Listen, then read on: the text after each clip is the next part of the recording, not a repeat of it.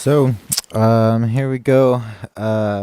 Universe or opposing forces, whatever you may be. You've not stopped me because of my chipped tooth.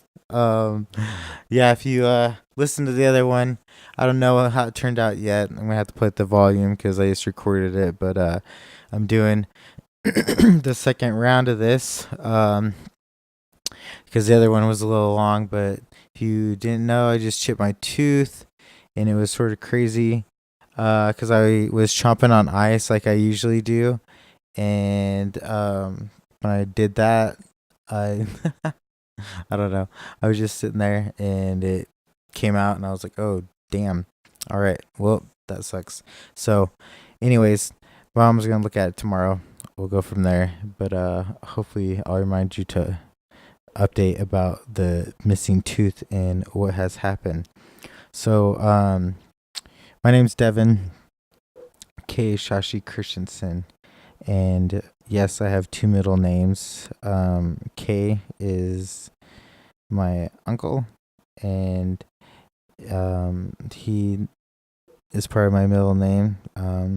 He's an awesome uncle and my dad's twin brother. So it's cool. They're identical twins, and identical married twins, which means that he's left-handed. My dad is right-handed. So it's sort of cool. And so anyways, and then Shashi is stands for sun in the sky, or sun, like a father and son. I'm not sure which one it is. It might have two meanings, but or I might be completely wrong. I don't know. But that was what I was told. And so that's sort of cool. And that was somebody that my parents had known. His name was Shashi. And then Devin is from Devin Durant, that played for BYU, which is Brigham Young University. And he played there. My parents had liked him, and so they picked his name. And they actually met him later sometime, I think at a fireside or something they're saying, and they told him that. And he was like, oh, that's cool. He's like, yeah, I've had that happen before. So my unique name that I thought was cool is not really that unique anymore, I guess. But yeah, so I'm doing this podcast is partly because I have wrote a book. It's called Pitchography.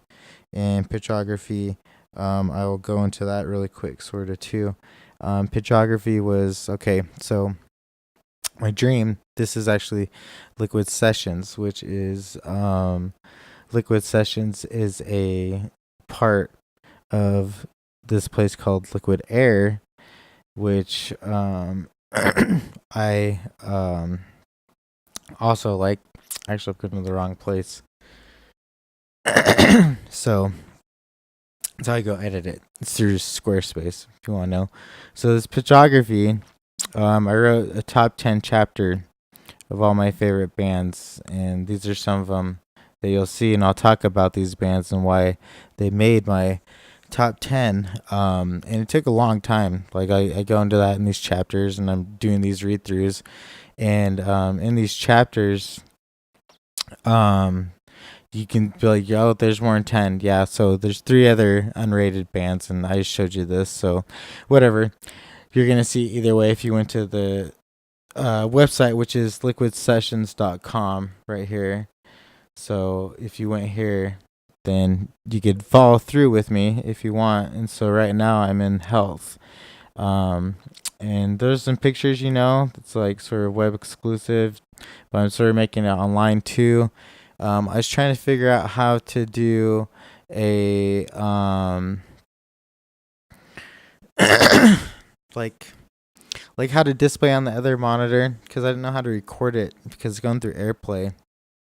I guess I could direct connect it and see if it would record that way through the computer, but this seemed easier. It's with my iPhone. Sorry if it's not perfect, but you can still read along and follow like with me online. That helped me out, give me more hits. I'm not making any money off of this right now. I hope to one day, and you'll figure out what part of my dream is. But this pitchography, sorry, what I was getting into was the pitchography is basically about me doing a pitch towards Sir Richard Branson and Holly Branson, that are the the exemplars and the people that own Virgin Empire. And Virgin Empire, is a lot bigger than just cell phones. He has his hand in a lot of things. Some things went good, some things went great, some things went bad. That's talk of business when you're a billionaire, and you're in everything. And the reason that I want him and Holly, Sir Richard Branson and Holly, to do this is because I'd be in a lot of different sectors of Virgin. It'd be in leisure, it'd be in Virgin Entertainment, it'd be in Virgin Music, it'd be in a new part of resorts, because this would be a different kind of resort, and it'd also be in a venue. Like, the one thing I didn't get, Sir Richard Branson, if you're listening, or if somebody's listening that knows him and you tell him about this and he just listens to this first big part of this, is basically, why don't you have a venue? Like, you don't have a venue yet. This is right up your alley. It's actually right up your daughter's alley for Holly Branson and this Virgin Disruptor. Like, this is what this is. She was looking for this a few years back, and I tried to get your attention, saying it to your headquarters. That took a long time because I had to call 1,000 different places to see where it was at, and I sent it to London. It got denied 3 times and sent back to me, and I'll show you guys a picture of that as well.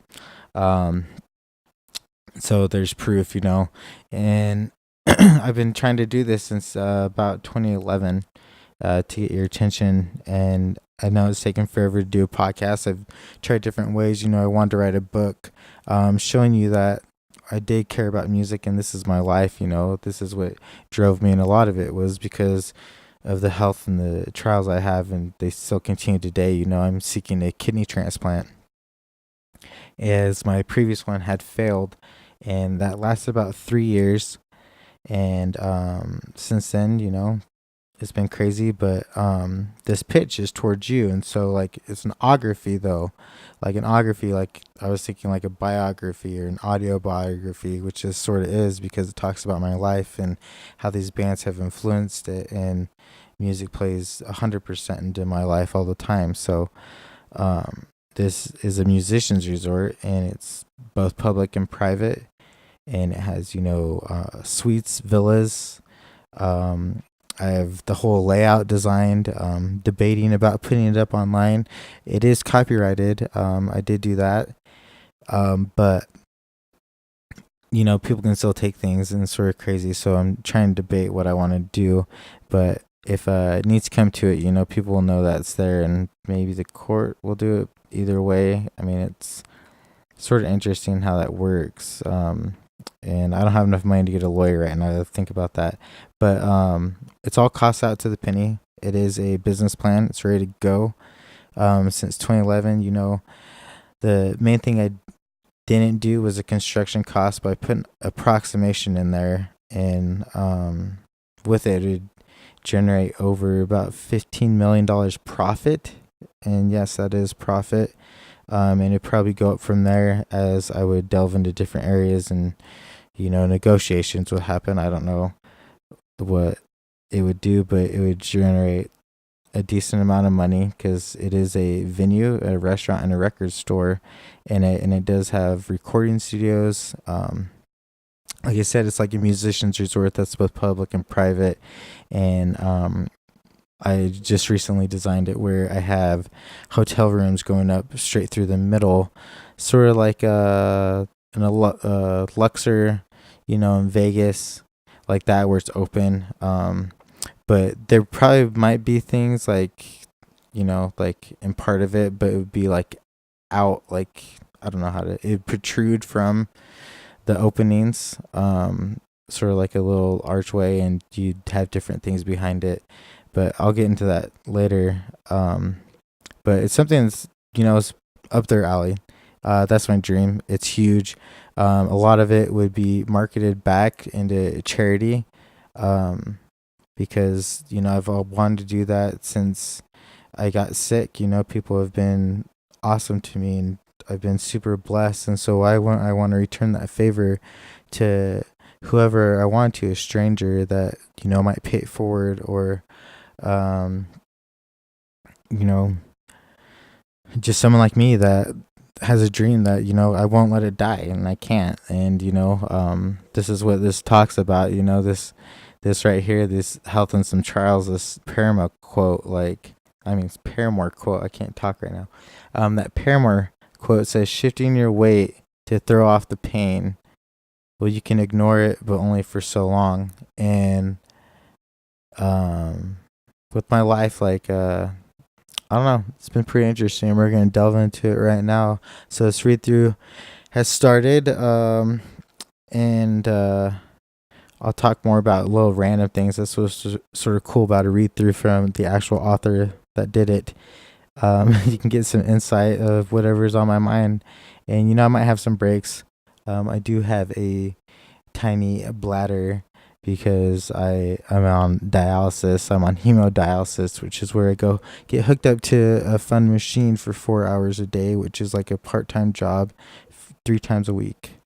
And it's not, it sucks because I've been on it for about a year and a half.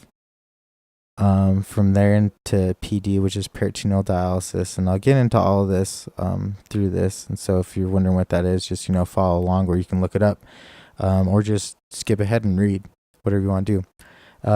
But on this hemodialysis, they say that 1 year is equal to 5 years of your life. And so I've been on it for about 3, probably 4 years, I guess, in my lifetime, between that and peritoneal dialysis, because I previously had my kidney fail a while back ago. And so the one I did have that was transplanted failed for 3 years. And so I've been on dialysis since 2016. I think August is what it was. But yeah, it was really crappy. I'd woken up to go do regular labs, and I've been having those jolts in your legs where you flinch because your body's has so many toxins. It's flinching, your nerves are freaking out, and your immune system doesn't know what to do because there's so much toxic stuff in there because your kidneys aren't working. It's not filtering anything. And so I went and did these labs, felt like crap. I couldn't pee there. And so I told her I was sorry. I was like, I don't know what to do. I was trying for 8 minutes, and this had been going on for a week, but it goes off and on, with my kidneys, and my kidney hadn't started to hurt yet. But anyways, sitting there, and I wake up, go do my labs.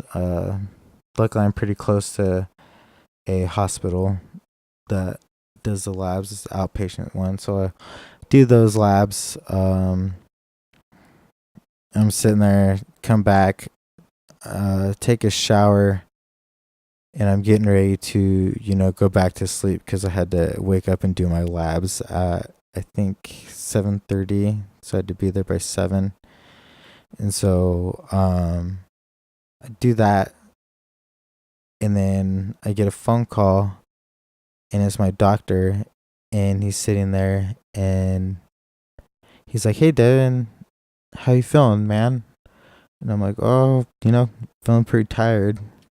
I've been pretty sleepy." And he's like, "Yeah." He's like, "Well," he's like, "anything else?" And I'm like, "Yeah, I haven't been able to really pee. My legs are starting to jolt. That happened 3 nights in a row, and enough that it woke me up, which is sort of, hard because I have to take Ambien to go to sleep because of my nerves like that. So sort of crazy that woke me up." Anyways, he's like, your creatinine level is really, really high.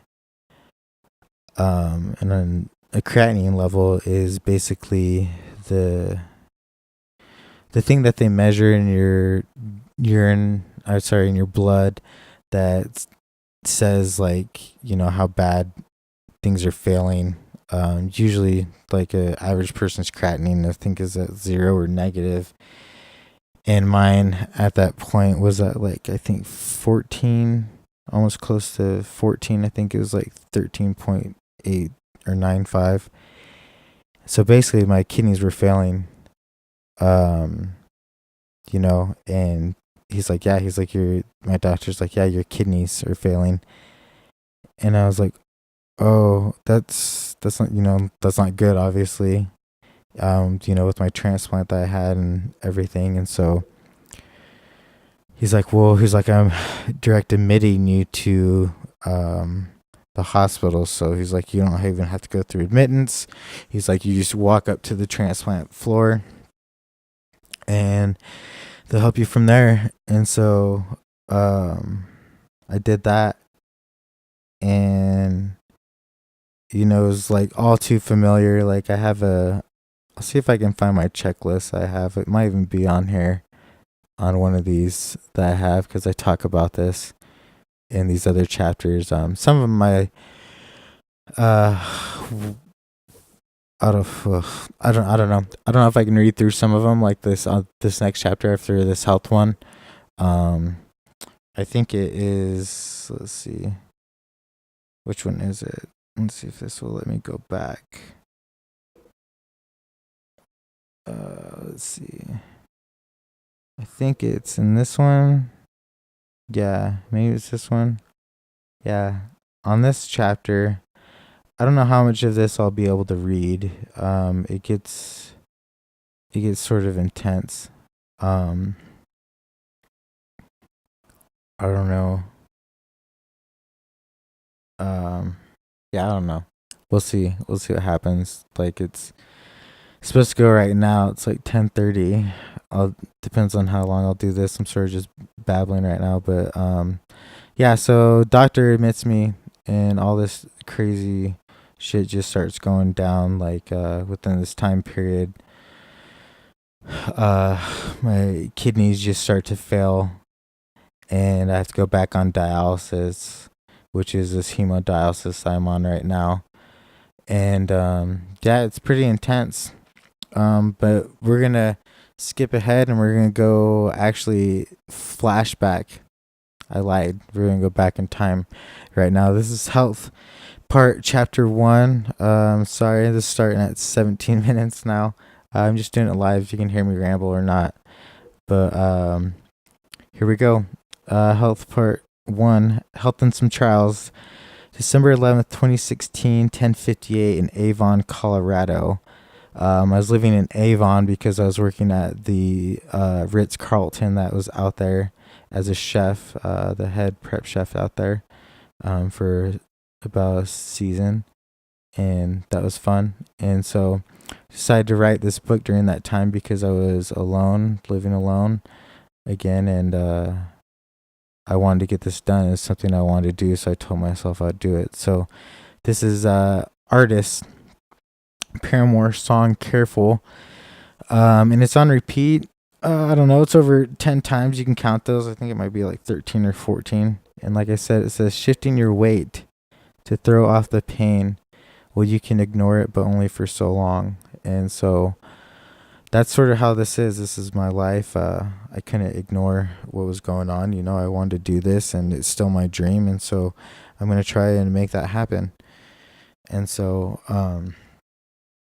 I've been shifting my weight since I was born. These 0.0 chapters. So those 0.0 chapters, those are in quotes because this used to be like health chapter 1 point whatever or 2 point whatever, because I had all these versions. So I was going to keep to that, but I thought that would get confusing because it would go from like 2 and then like 4 and sometimes like 5, because I destroyed a lot of chapters.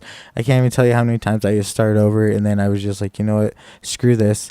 I have to do it. I gotta get this done. Me being a perfectionist and wanting everything, like how some would do it and then how they would view it. I'm just like, you know what, I can't be correct in everything. If there's some errors, then there's some errors, And so I apologize for that. I did my best on researching once I get into the chapters about the bands and things, but they're more about my life and how they pertain to Liquide Sessiøns and Liquide Air in that huge venue, restaurant and record store that I want to do. So I've been shifting my weight since I was born. These .0 chapters will be about how Liquide Air, Liquide Sessiøns came to be and why music has been my fucking ultimate outlet, as well as some things about myself that will upset some people, or maybe if they open their minds, enlighten their view on, that should just be myself and the world as a whole. So I was just saying, like, people need to open up their minds to different things, because I was raised LDS, or Latter-day Saint, or Mormon, as most people know. I don't really relate to that religion anymore right now. It's just something that I don't believe in, but I don't know. There's just different aspects of things that I'm trying to figure out, I'm going through that phase. But with that, I just want those people to be open-minded. Like, yeah, I know I've been cussing, and yeah, I know I'll probably say some things that you're like, oh my gosh, I can't believe this has happened. But it's nothing that my parents did, or nothing that any of my siblings did, really. This is me, like, figuring out for myself what I wanted to do, what I wanted to believe in, what I didn't want to believe in. And even though you guys have helped me out and blessed me with your love and your kindness and your donations and different things like that, I hope that doesn't affect that, just because that'd be sort of shitty for people to do, like, I'm just being me. I'm talking about my life, how my religion helped, how it didn't help, how it got me through a lot of these trials right now that I'm going to be speaking about, how these parents are my world and I love them, and they would drop everything and help me out, and they still continue to do that. And there's amazing people. So here we go. I was born on November 26, 1984. I was adopted from Calcutta, India by the best parents in the entire world. I was born 13 weeks early.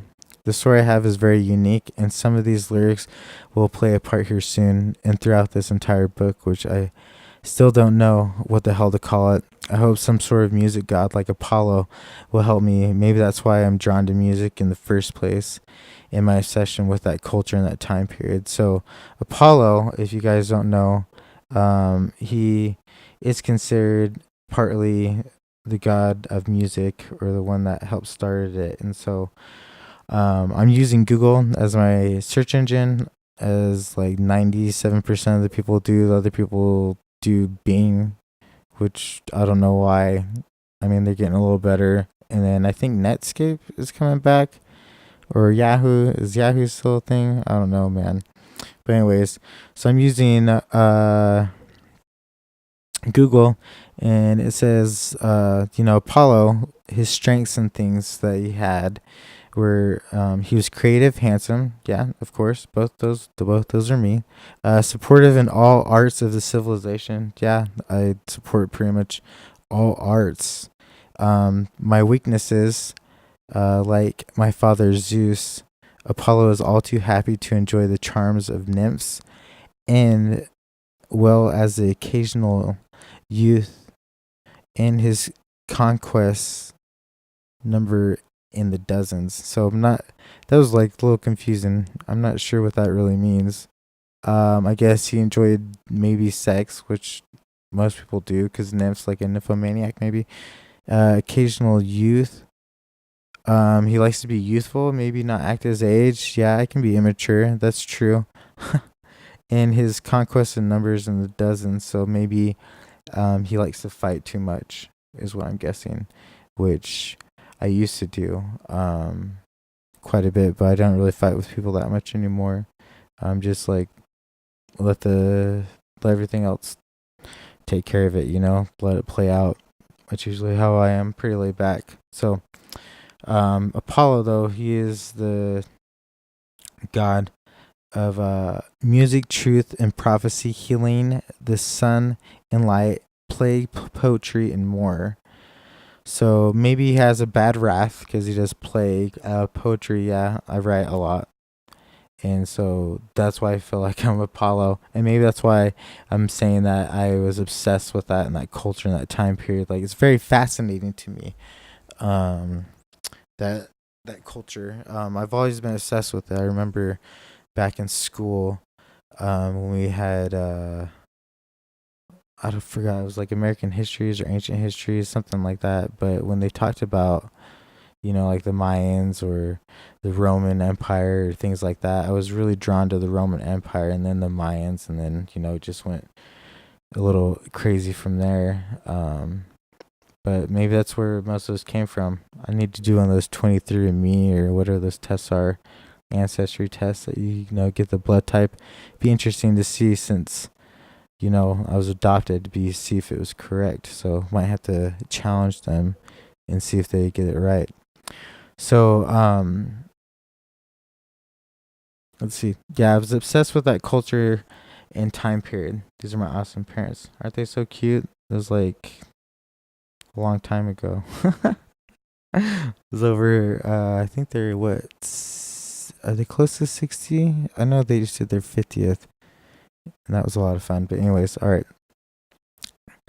I was born at 3 pounds and 6 ounces. This is where it becomes interesting. My whole family, as in my siblings, are all adopted from different parts of the world. My sister and brother, Lisa and Kenny, were adopted from the USA. My brother and sister, Sunny and Jay, were adopted from Seoul, Korea. And my sister, Annalie, was adopted from Tonga. Yeah, my parents were doing that whole Angelina and Brad Pitt thing way before it was popular. And they really were. They're adopting kids. Like, let's see, my one sister, like over 40 years ago. And so, they're just awesome. And so my brothers and sisters, like I said, we're an international family. And, it was just a lot of fun. Like, when we went out, though, like, people thought that my parents were like hosting the like boys and girls club for kids, because they're just like so diverse, like 2 white kids, 2 white parents, and then the rest are brown kids, and you're like, huh, okay.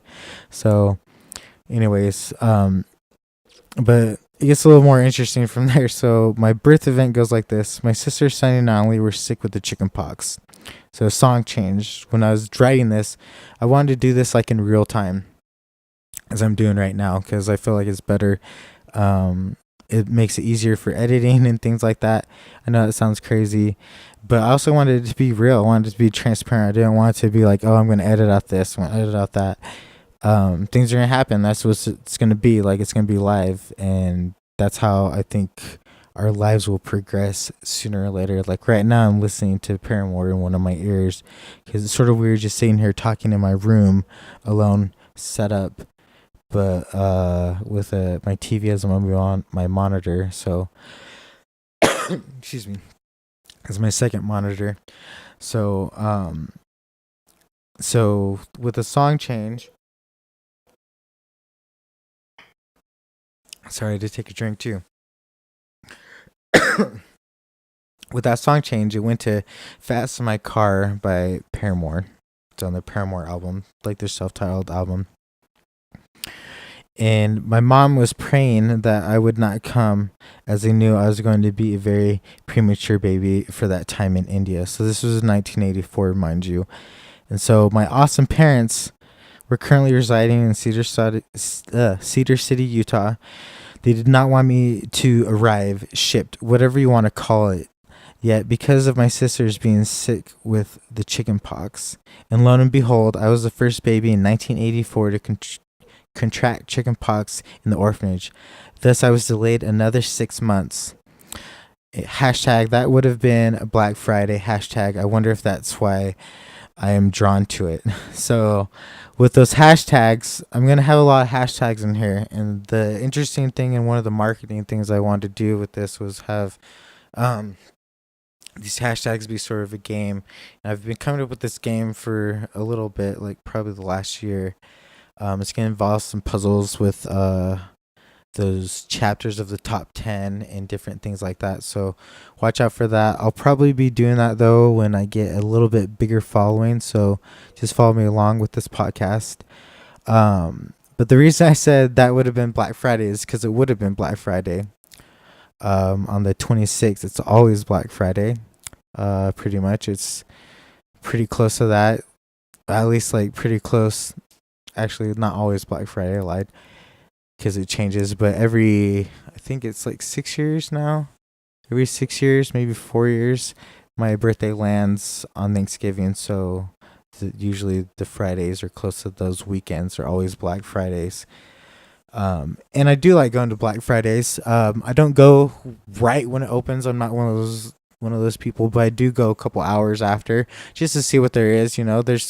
There are some good deals, they can get, like I got some Blu-rays this last year for like $6, $7. And, then I got, what else did I get? I don't know. Anyways.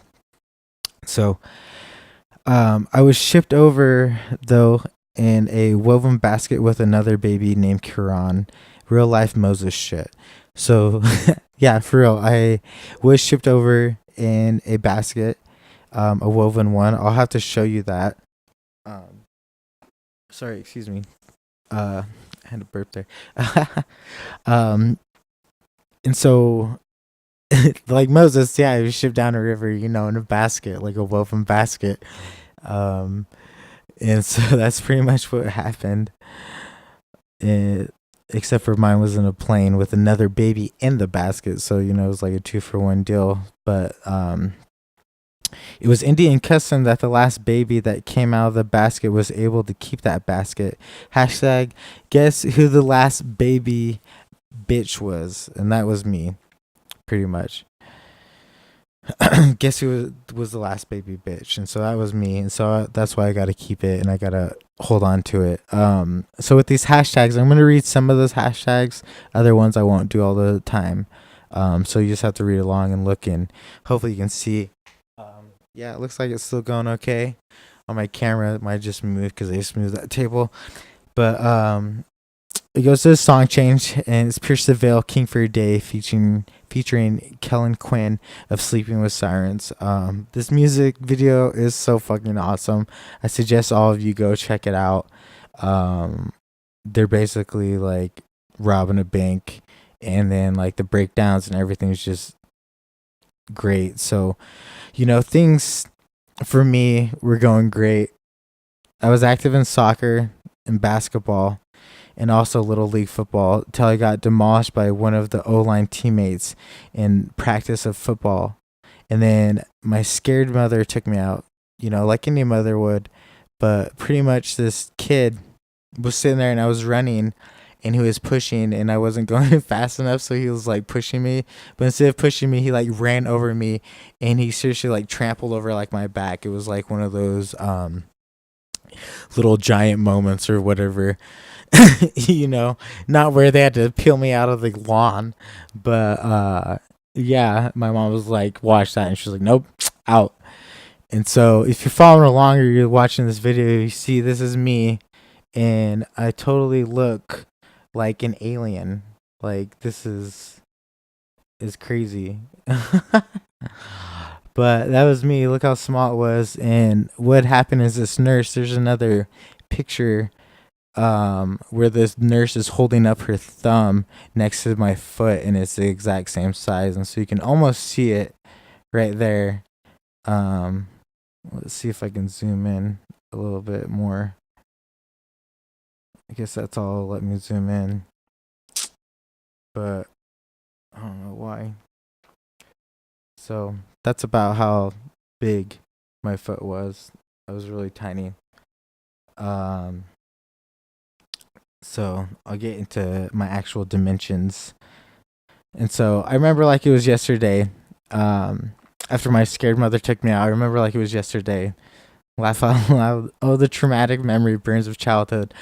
Life was like the breakdown of that song above. Fuck with this new beat.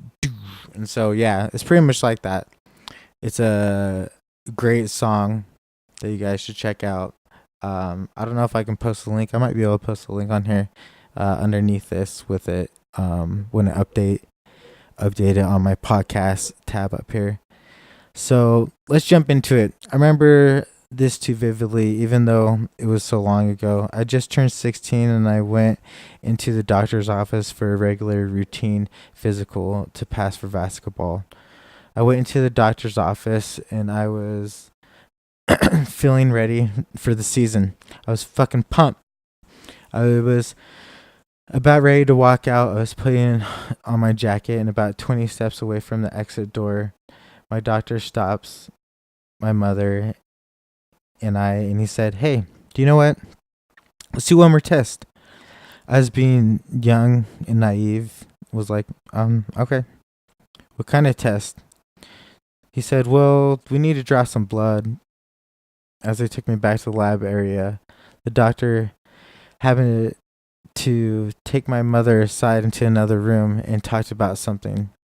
What it was, I did not know. Yes, at that time, I hated needles, if you wanted to know.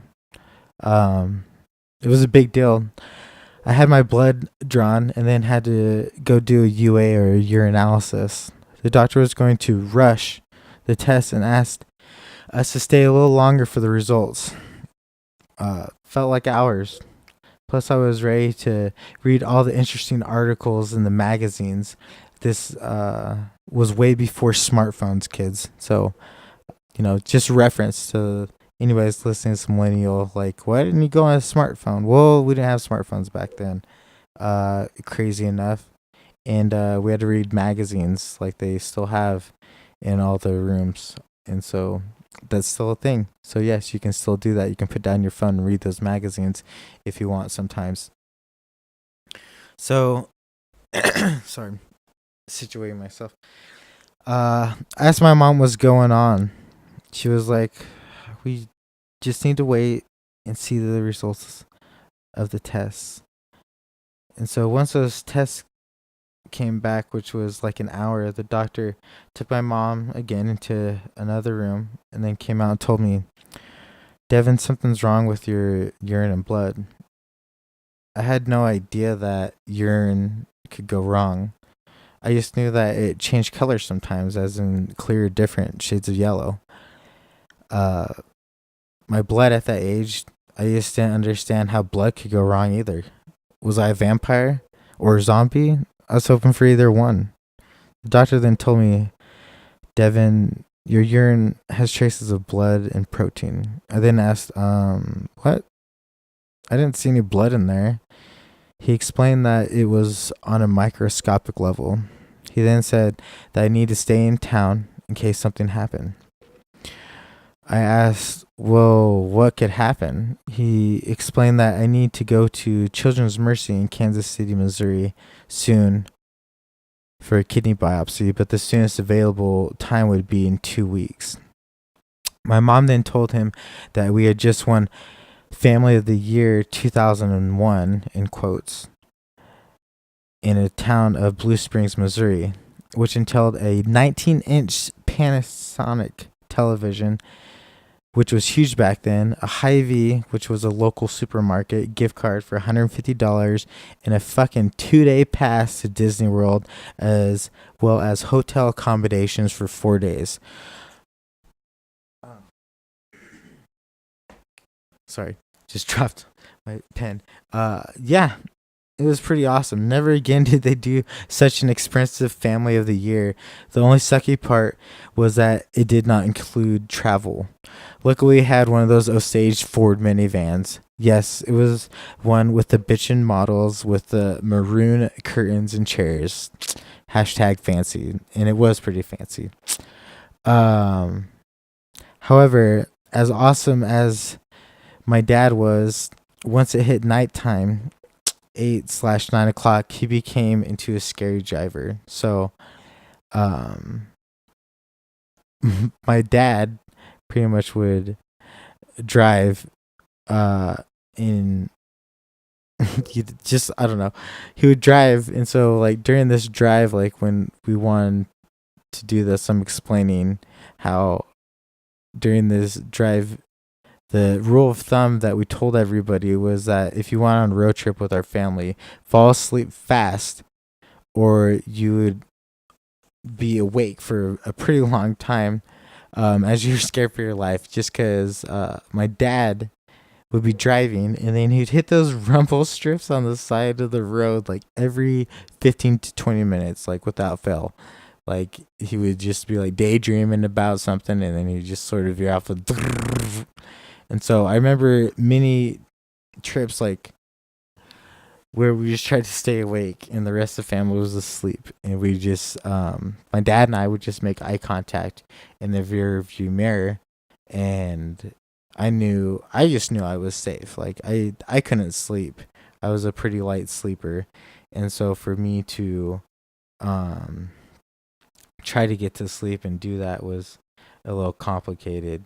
And so yeah, I don't know. I just knew I was safe. So during those times though, like my dad and I in the car, we talk about whatever we wanted to, and so I cherish those moments that I had with my father. He's such an amazing person. I can't even describe in words how much of an example he is. And so during there, my song changes to Everlong. I love Dave Grohl. He's awesome. And I'm so glad I had the chance to finally see them. And I got to see them again actually this last year. And so I'll talk about that too when I go towards those chapters. And talk about that concert that I just saw. And I'll show the newer pictures. I think I still have the old ones. I don't know. I've had a couple drives that I've had that have crashed. So I need to figure out how to resurrect them, as they say. And so, yeah, I don't know. So, my father would then hit those rumble strips, getting back to the story, on the interstate for drowsy drivers. Even, those basically what they were for drowsy drivers, to wake them up. And it always woke me up. That's why no one would be able to sleep. And so back then they didn't really have energy drinks. And so if he was drowsy, he would take 250 milligram no-dose, sometimes more, which are caffeine pills. So there's just straight caffeine pills that people used to take. And yeah, that's a ton. There weren't any energy drinks. Yeah. And then you're like, well, what about coffee? Well, we didn't drink coffee. Yes. That shit could make you crash, as in sleepiness, and as well as very dangerous for your heart. We didn't really know any better. It was sort of like in the 70s when they figured out that drinking alcohol and smoking cigarettes were bad for babies. Yeah, medical technology did not accelerate at the speed it does now. Young gun millennials. Even then, all the things ingested or medical anomalies should be researched and funded more on the effects on your body. Not sure how the politics of that comes into play, but I bet a lot more than we think. So basically went on a side tangent about that, talking about that. And so I remember just with those no-dose, I used to take those all the time when I used to go on road trips before energy drinks. Like the only energy that we had back then before Red Bull, which was the first energy drink, like real energy drink that was marketed well, that people knew about, was just Mountain Dew. And Mountain Dew, just with all that sugar, would make you crash. And so I remember I was coming back from a road trip, and it was sort of scary. We had to pull over and fall asleep on the side of the road for like an hour because both of us couldn't drive, because we had taken those no-dose and we downed, I think, like 12-ounce bottle back then, because I don't think they had 16. I think it was 12. Might have been 16 ounces. 16-ounce bottle of Mountain Dew, and we were getting that crashing feeling. And I remember I like fell asleep and I like had woken up and I don't remember. And so I just like right then I just didn't even take any chances and I pulled right over and I was like, dude, I can't drive. And this was seriously maybe after my friend Josh had fallen asleep for an hour. He was so pissed. And so he had to drive a little bit and we had to go like in shifts. And then after like the second hour, we just pulled over and fell asleep for a little bit because we couldn't do it anymore, So back to the story. So we're headed out to Florida for that trip that we had won for Family of the Year, which was pretty awesome. And I'll get more into that a little bit as we go into here. And so anyways, we headed out 2 weeks before. So 2 weeks before we headed to Florida, I remember trying to get my brother Jay to get off work and come with us to Florida, but he couldn't get off work, so it sucked. I just wanted our whole family to experience Disney World for the first time together because I'd never been there. My mom was constantly asking if I was okay, of course, being a mother, which was great, and it was fine. I was actually feeling fine the whole time, and I just sort of had what was it? What does it say? Sorry, I lost my place right now. Asking if I was okay and limiting my time with my friends and other weird random things. I was like, okay, I will just play some video games. Maybe try to beat Sonic 2 again. Because during then, one of our friends had let us use his TV and VCR. This was like crazy though. Because this was like back in 1999 is when this was. And so to put that in your car was sort of crazy. And so we put that in there and it took up like pretty much a lot of the room. We couldn't put down the mattress, I remember, in there, but we all wanted it because we could watch things and we could play games on there. So I tried to beat Sonic 2 again. I think I did. But then I decided to turn it off and just listen to music. And so we arrived in Florida, and our hotel was not a bad one. We had palm trees around the pool, and the room, well, actually, was way sketchy as I think about it. I remember we went to like a Florida nostalgia store, and it was 2 levels of awesome. I picked out a Florida shirt and a toy. I woke up super early for the nice continental breakfast, but we missed it. So Mickey D's it was. We had to wait a little for the tram to take us to another shuttle. We then arrived at Disney World, and it was so much more than I expected. My brother Kinney and I went on a lot of rides together. We figured out on the second day that our tickets worked for fast passes. Back then, you would insert your ticket into the passenger's carousel, and it would spit out 2 tickets for what ride you were currently near. My brother and I rode the Tower of Terror 6 times in a row. Yeah, don't do that. It can make you super fucking queasy, aka sick to your stomach. So we did. It was crazy. We were sitting there, and so back then they had the carousels, and you just stuck in your tickets, and we had 2 days, and so we had both the passes with us for some day. And so my brother Kinney and we put it in the carousel the second day in there because it spit out the other ticket, and so it counted. And so what we did is we did it 6 times in a row, meaning we went down there, put in our tickets twice, got 2 tickets, rode again, got 2 more tickets, so you had to do it 3 times so you could get 6 tickets. And so we got the 6 tickets and we did it. And oh man, on the 5th, I remember, no, probably on the 4th one, I was feeling so sick, but my brother Kenny just still wanted to go because he loved it. He loved the drop. And you wouldn't think that would make you sick, but going up and down and getting dropped like that in the elevator, and then the floor and stuff, oh man, it made me pretty sick to my stomach. So we never did that again. back to the story. Song change. Armor for sleep. Smile for the camera. I know that I will be thrown into a couple situations that were never as bad as I thought it was. Once this company launches, well, maybe, maybe not. This band is so amazing, especially their album, What to Do When You're Dead. Yes, that album in particular will be mentioned in this book, Speechless. Many papers wrote about that album and how I was affected. Hopefully, I can find the last one I did. So that I left that in there. So the reason, if you're following along, like you can see that some of these fonts are different. So in this read through, I was going to tell you that like this font right here is, you can see that it's different than this one. And so the reason I did that was that these were like expert excerpts or notes that I had wrote down and put in,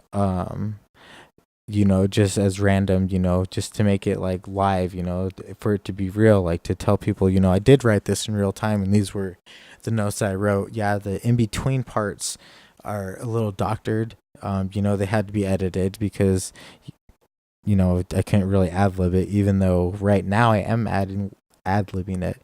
So we'll see how that works out. But this band, Armor for Sleep, you can look ahead, but they're one of the bands that are in this top 10, and this Smile for the Camera album had just come out. And so, not had just come out, it had just played random when I was writing this, because I listen to music when I do pretty much a lot of things that take my attention, because it actually calms me down more, which is weird. And then I can remember things a lot better though when I listen to music, and I want to do like a study or see if the study would do that, like a person that takes a test and then they check like a CD, into the teacher that has the music on it, and then the teacher makes sure that there's no notes on it and then hands those out to those kids, and then maybe they could remember better. I don't know. It'd be something interesting to figure out, to see if that would be something that would work out. But I talk about these papers and different things that I wrote about. Maybe I could find the paper that I wrote. I'm trying to think. I think it's in a bin somewhere in my storage. It may not be. Anyways, so we're at Disney World. My brother Kenny and I just come off the new Rock and Reeler ride, courtesy soundtrack of Aerosmith. I had purchased this Rockstar Access Pass. I've always wanted to be one. Singing in front of people that you love and have your music that hits that surreal button. So basically, like, for me, yeah, that would be the coolest thing. Like, you coming up with lyrics, you being in front of, like, say, like, maybe 1,000 people or even more, if you got really big, and just singing. I had that opportunity a little bit when I was in a band back in the day, singing in front of people, but it wasn't more than like 25, maybe 30. One of them was a basement. It was a basement party. That was crazy. Man, that was nuts. Yeah, there was probably like 14 people there, maybe 12. And we're just rocking out. We were doing covers of Boxcar Racer.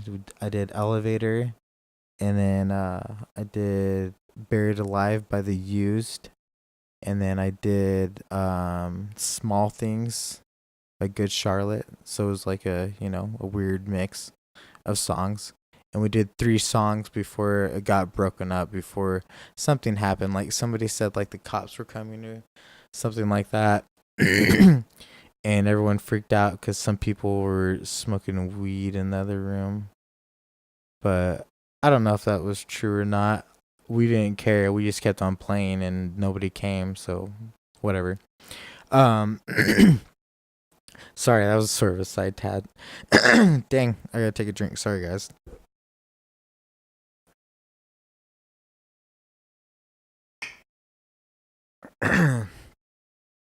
Dang.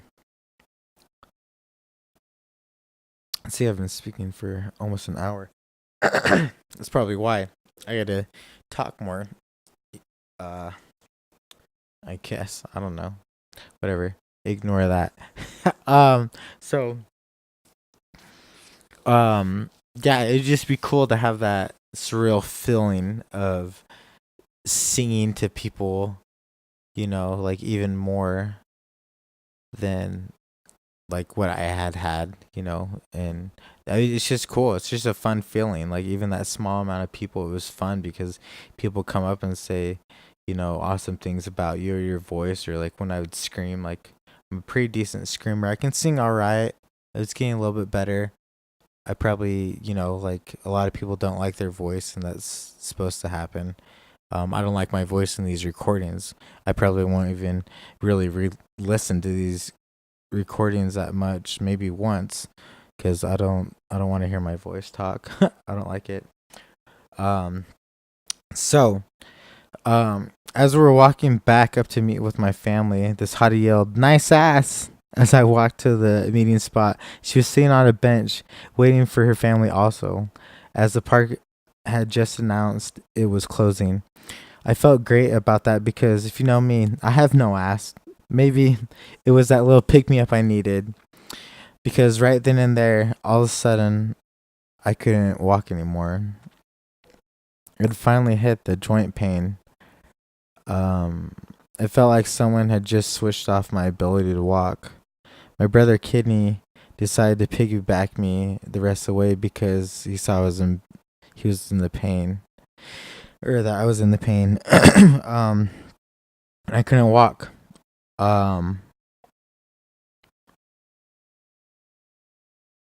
Yeah, I started to cry because I just didn't understand. Hashtag I'm getting a little emotional now, like I am right now. Right then and there, I almost collapsed. I was dependent on my brother. He carried me the rest of the way.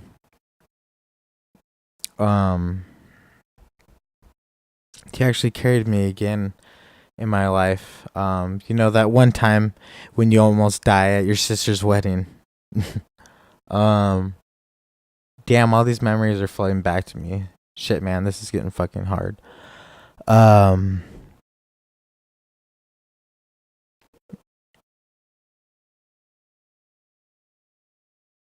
As we got back in the car, I was crying even harder because I tried to walk, but nothing. I did not fucking understand why I couldn't walk. I was helpless, and I thought I was paralyzed. My family sitting there in silence as they're just trying to calm me down, but at the same time not wanting to accept what the hell was really going down. The people in the shuttle on the way back looked at me like I was fucking crazy. It was a harsh thing to feel their harsh energy. It was a hard thing to feel their harsh energy on top of everything that was unfolding before my eyes. My brother then carried me to the hotel room, and that's when shit became even more real. I remember I wanted to swim, but I could not join my family. I sat and watched TV. As some of my family enjoyed the pool, my mom and sister Annalie were in the hotel room at that time. I believe that is when I was starting to understand what my doctor had said earlier. I also became very aware that my body was shutting down and shutting down fast. However, all I could think about was my family swimming. I love water and anything water related, hence the name Liquide Air / Liquide Sessiøns. I'm obsessed by how many things you can manipulate with this extraordinary element. The ride home, all I could do was listen to music and pray. My parents almost flew me home, but I wanted to be strong for myself, but also my family. After the blessed trip, I have my appointment at Children's Mercy the next day for a kidney biopsy. I was scared that I was going to wake up during the procedure. I had a very vivid dream about it. Well, guess what? I woke the fuck up. I remember looking at one of the nurses and I said, "Hey, where am I?" As I looked around, and then she gasped me. right as I turned and looked at her. I still remember the horror on her face. Along with that story, as I backtrack a little bit, I was typing in the pre-surgery, and a perfect song change happened, and it was the early November, the rest of my life. And this note that I put in here, it's one of their lyrics, and it's from that song, Rest of My Life, and it says, first day of the rest of my life, I never wanted to go. A blank stare from a positive mind is all I wanted to know. Brought up by the love of my life, though never knowing it shows. In no time I'll be counting the line between my sickness and gold. And then he breaks down and goes, this spaceship is out of control. And he goes into it. It's a pretty sweet song.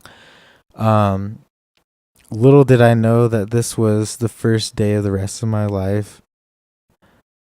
This is me now. Little did I know that this was the first day of the rest of my life. Literally, I had a beyond positive mind going into this whole thing, but it was just a blank stare of an unknown abyss.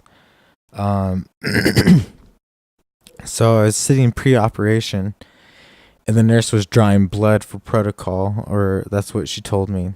I was sitting on the gurney and she pricked me, and then for some reason she left to go obtain a test tube or something. I was then sitting on the table, not really paying attention, because back then I couldn't look at needles. I then looked down, and I began to spew blood like all over the place. I was like, so should this be happening?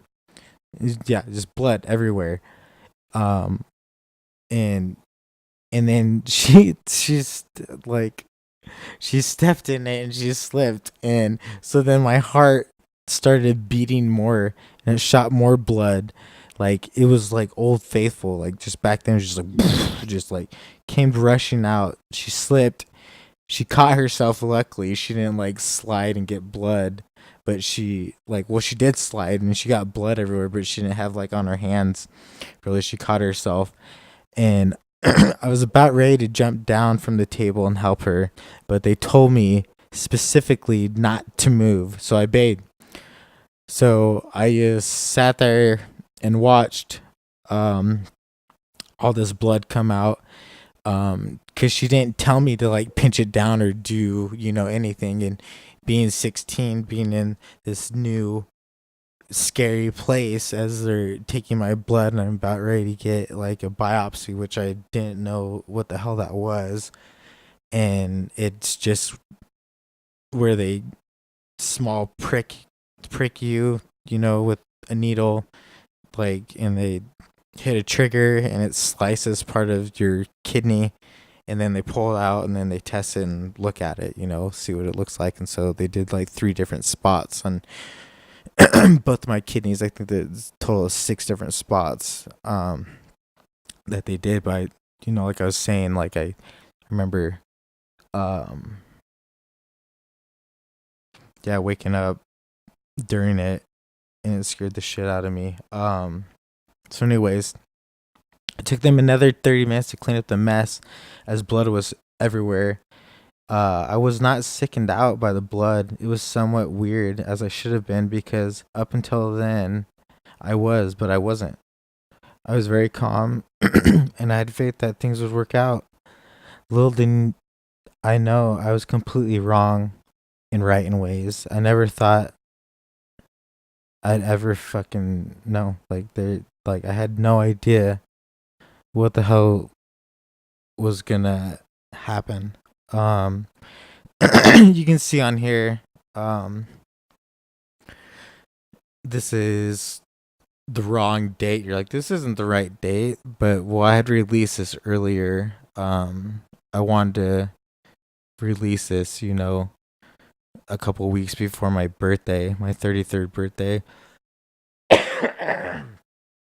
Sorry. On my 33rd birthday, man, I gotta get another drink. Hold on, sorry guys.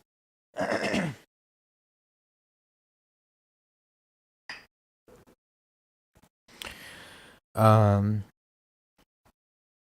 yeah, so I released this. I had a timeline of doing this, and it sort of got screwed up like everything does in my weird life of health. But I did release everything before my 33rd birthday, and I did want to get these podcasts going before then. And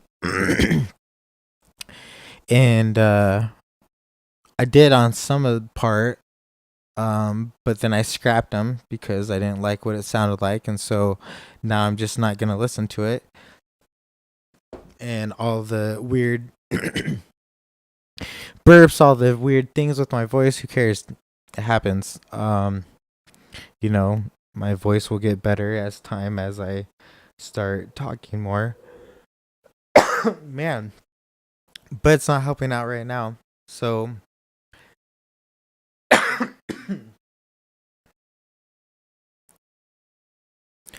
oh man, sorry guys. This is what I was talking about. Like, things like this would happen. And, it's not perfect, but this is transparent. Like, people, their voices get dry and scratchy when they haven't talked for over an hour and 30 minutes straight, because I was talking to my mom for like a half an hour before this. So, anyways, this next chapter you can check out.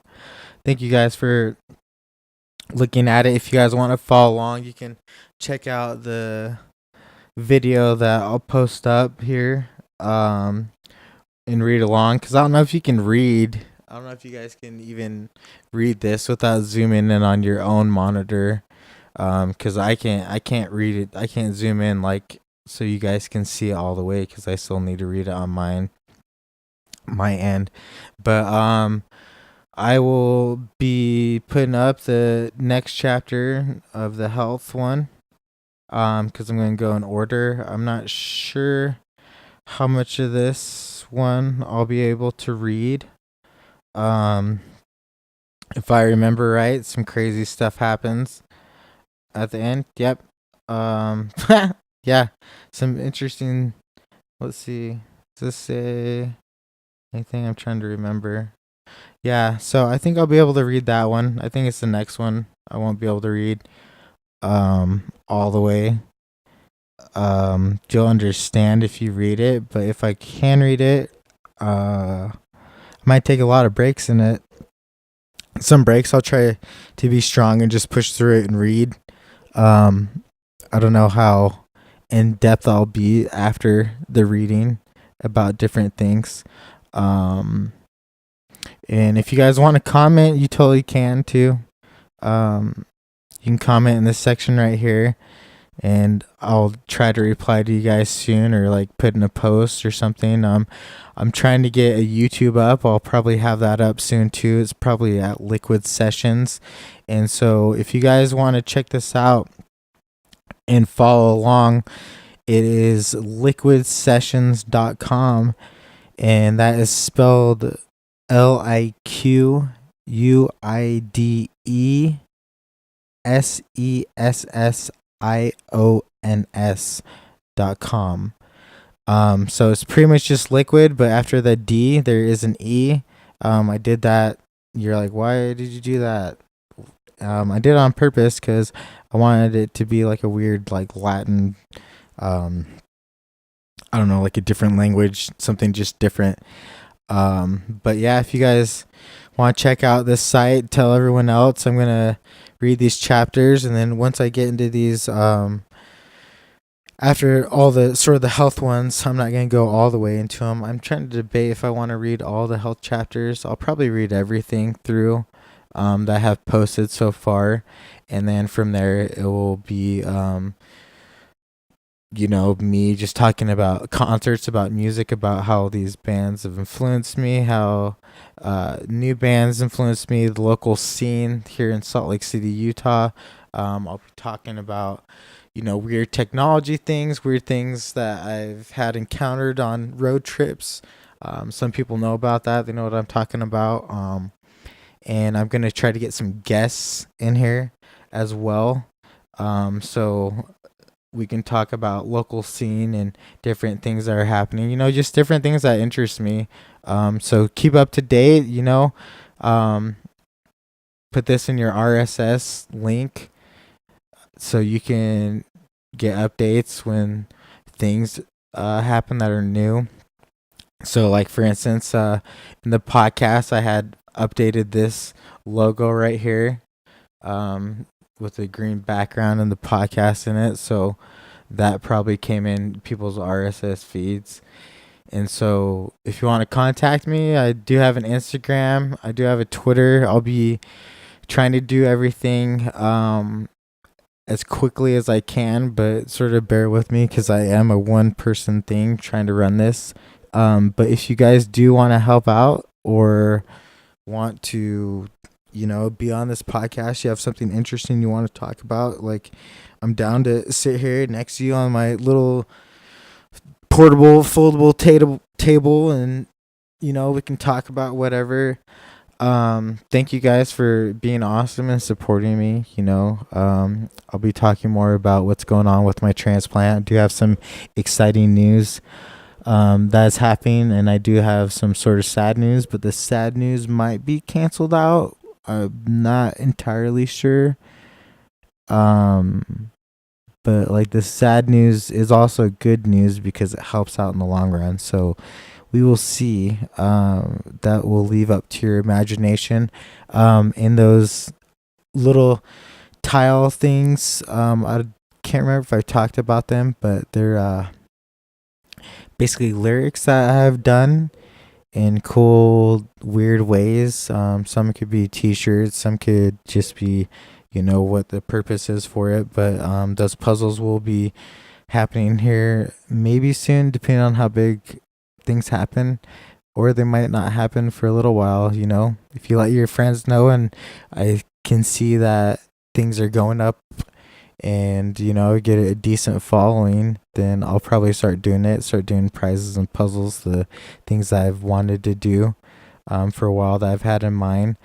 But also, if you know Richard Branson, tell him to get in touch with me because this will make him a lot of money.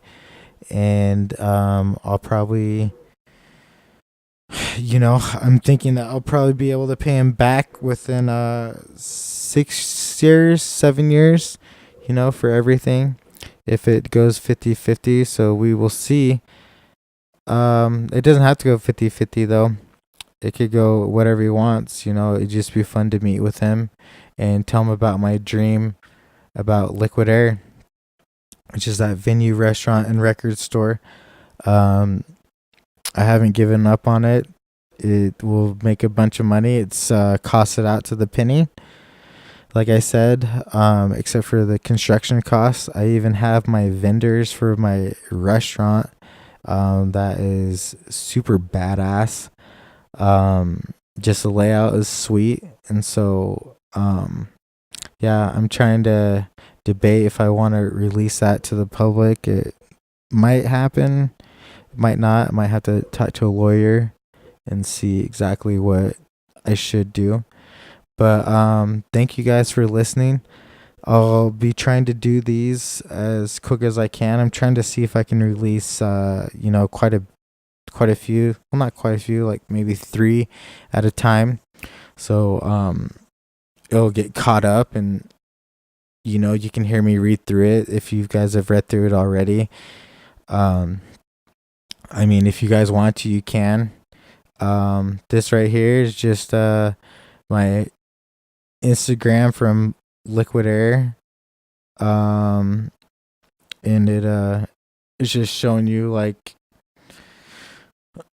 different things, like all the bands. There's Finch, the Beastie Boys, 30 Seconds to Mars, like Park City 303, some health stuff, a lot of signed things. These are all my posters. There's Quiet Drive, Hello Goodbye, Armor for Sleep, Like You Boys, Just Surrender, Newfound Glory, Icy Stars, Under Oath, Waking Ashland, Code in Cambria, the Ataris, and everything is thinking now, of course, so you can check that out. Follow me. There's a bunch of signed stuff. This is going through my collection. This is my proof that I've been there. There's Academy is Sayus and Paramore, different like alternative press magazine.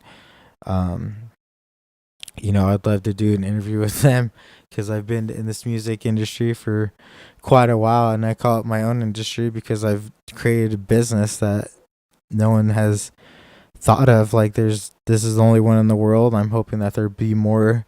I have different locations I want to do them in. If it went international, I've thought that ahead in time. So, yeah, this is my life. This is going to be it. I'll be talking, like I said, about music, local scene, tech, just weird things, all sorts of cool stuff. So keep everybody interested. And I hope you guys have a great day. Keep warm if you're in Utah or anywhere, really. I think in the Midwest to part of the East Coast, we got hit with a huge storm. We got like 7-8 inches here in Salt Lake City. So love you guys. Keep being awesome. I'll keep updating you. Keep positive attitude. That's how you got to get through things. Life can be hard. It's definitely not set in stone as anything is, but you just got to power through it. Believe in yourself. Write down goals. That's a huge thing. That's been proven that if you write out your goals and post them where you can see them, you're more likely to do them. Probably because you're looking at them every day. I have tons of notes everywhere, and you need to handwrite them. You can't really, you can type them out on the computer, but I found if you do handwrite them, you remember them better, and you're more likely to succeed at doing them. So do that if you guys can, if you're wanting to improve your life. And I'm down to chat with you guys. Shoot me an email. It's liquidesessions@gmail.com. And tell your friends. I'm hoping this gets big because I want this to get big because I want to change the world. Like, a lot of this money is going to go back into charities. I'm going to have a crazy marketing scheme, and not a scheme. I shouldn't say scheme because it's not tricking anybody. I have this marketing plan that will, it could change the industry if it goes all the way to the end, because people will want to come to your establishment because you're helping other people. They get cool fucking prizes. Randomly, I'll walk around, give out prizes, I'll send people things, and all this is because I'm using my own money. Like, why wouldn't you use your money to put back into your company? Like, once I get set and I'm living and having a decent time to the standards I like, which could be high, they could be small, it depends. But I'm human. I like cool shit just as everybody else. So what I'll do fun stuff for everybody. I have cool games set up. I want bands to get more involved with their fans. I have some cool ideas for that. Some have happened, some haven't. I'm constantly evolving to make this thing better for anyone that comes into the establishment. I want them to feel like they're in a different world, that like this is like the musician's world. Like, you could see a famous person if they want to be there or not, but more than likely you'll have a sweet time. There's just a lot of cool ideas I've put into this and I've thought about for a long time. Since I was 14, I wanted to start a venue, because I went to my first concert when I was, I think, 11 or 12, and that was pretty young, back then. Just 90, what, 5, 4? I don't know, shit. Whatever that age is. Let's see. Yeah. So, it's just interesting, like, the drive that I've had and that I continue to have, even though I've had failures. Of course, you're going to have failures along the way. And I've been at this for I've been at 7 years now. And I haven't given up because I know that'll happen sooner or later. Like, I need to get my voice out there. This is what I'm doing. This is finally happening, you know?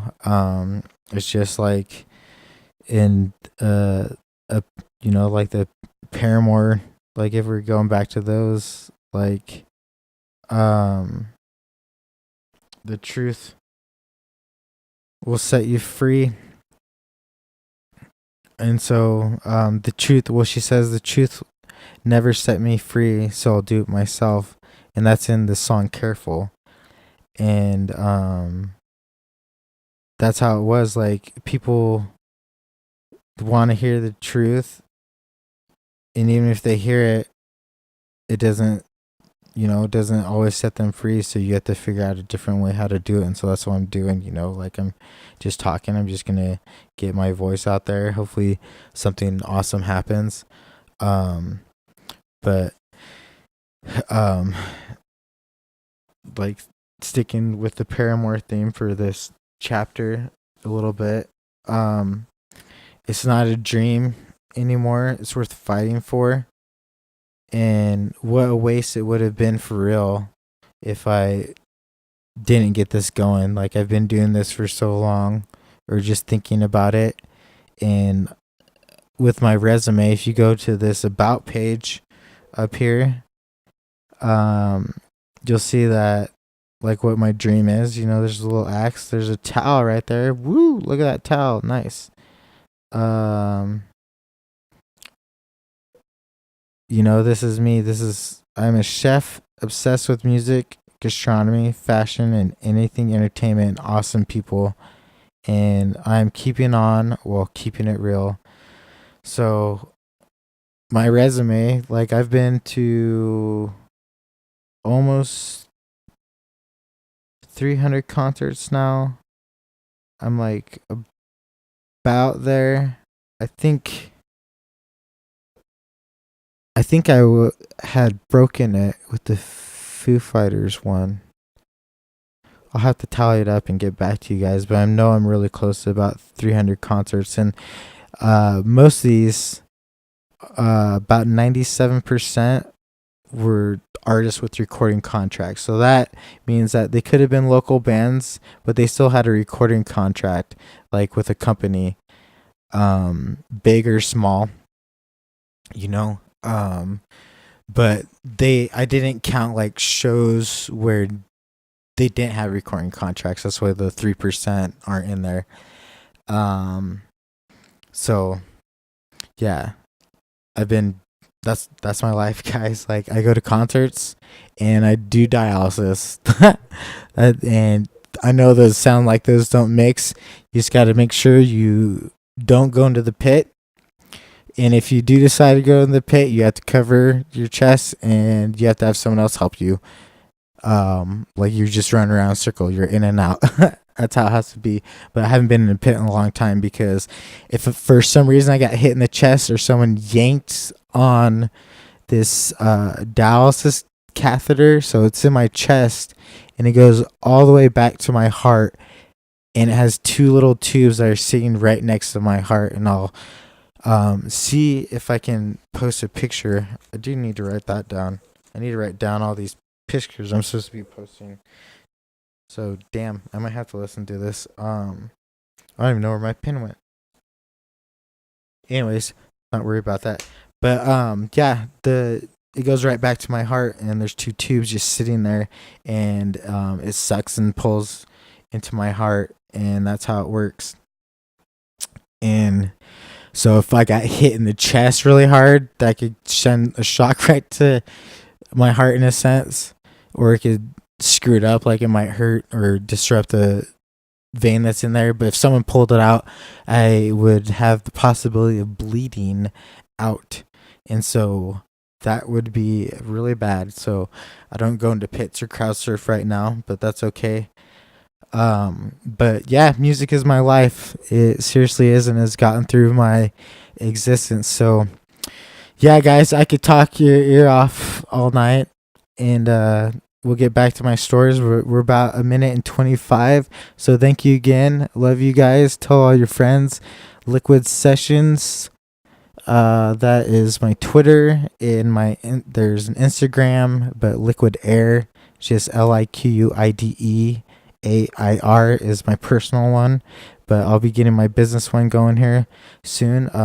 Check out my website if you guys want to read ahead. You definitely can. You can at least read through my resume. This was me way back in the day when I had both those ports. So that port is this right here that I was talking about. And then this is the peritoneal, the one that goes through my stomach, and I'll talk about that later as well. But we'll get into this. I'm a survivor of 17 chemo-treatments, and I have SLE Lupus. I have had 4 hip replacements and some other health shit. So check it out. Thank you guys. Love you. And that's it. Have a great night or day or whatever astrosphere you're in.